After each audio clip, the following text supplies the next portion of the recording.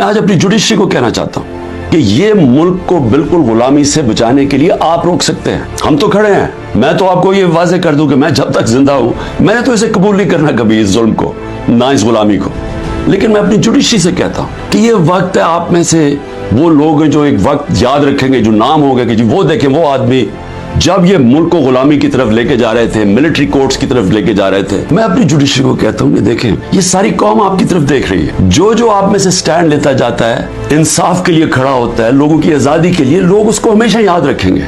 लेकिन उनको भी देख रहे हैं जो वो कहते हैं ना, वो तिफल क्या करेगा जो घुटनों के बाद चले, जो पहले से गिरे हुए हैं, ताकत के सामने सर झुका के बैठे हुए हैं, उनको भी, उन जजेस को भी लोग देख रहे हैं। हमारा मुसलसल इस मुल्क में एक तबका है जो कानून के ऊपर बैठ जाता है, जो कहता है हम कानून से ऊपर हैं। मार्शल लॉ लगाते हैं तो सारा आइन खत्म हो जाता है। पिछले 60 साल में आधा वक्त मार्शल लॉ रहे हैं। उसके बाद जब ये दोनों आए, दो खानदान आए, इन्होंने जब लूटना शुरू किया तो इन्होंने एक चीज कही कि सबको पकड़ लो लेकिन हमें ना पकड़ो, क्योंकि हम कानून के ऊपर हैं। मैं अपनी सारी लीगल कम्युनिटी को आज कह रहा हूं कि ये है वो डिफाइनिंग मोमेंट पाकिस्तान की तारीख का। अगर इस वक्त हमने ये आइन का कत्ल होने दिया, ये रुकना नहीं है फिर कहीं। और मैं सारी कौम को आज कह रहा हूं, आजाद कौम वो होती है जिधर कानून की हुक्मरानी होती है, रूल ऑफ लॉ होता है। जिस मुल्क में रूल ऑफ लॉ नहीं है वहां ताकतवर कमजोर के ऊपर हावी हो जाता है। अगर आप इस मुल्क को हकीकी तौर पे आजाद करना चाहते हैं तो आप सबको कुर्बानियां देनी पड़ेगी। कभी भी आजादी कुर्बानियों के बगैर नहीं मिलती।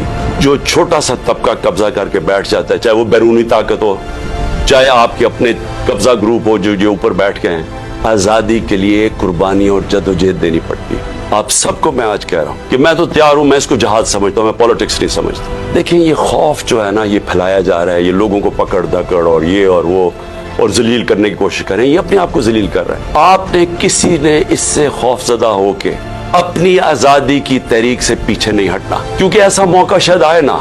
आपने इससे किसी से नहीं घबराना, कौम ने खड़े होना है। हमने अपनी आजादी के लिए आखिरी खून के कतरे तक हमने लड़ना है।